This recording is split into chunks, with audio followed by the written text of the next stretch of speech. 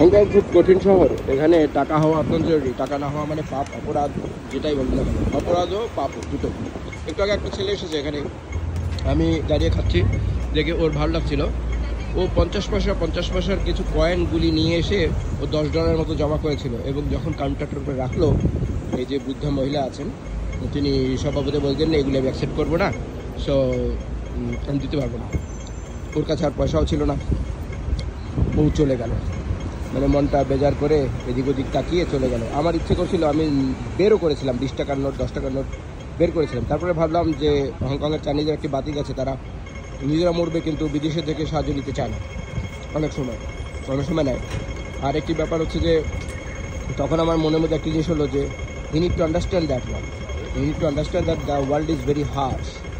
যদি তোমার কাছে টাকা না থাকে তাহলে সময়ে সময়ে এই ধরনের পরিস্থিতির মুখোমুখি হতে হয়। এটা যেহেতু সে একটা ইয়াং ছেলে, এটা তাকে আরও শেখাবে, এটা তাকে আরও গঠন করবে।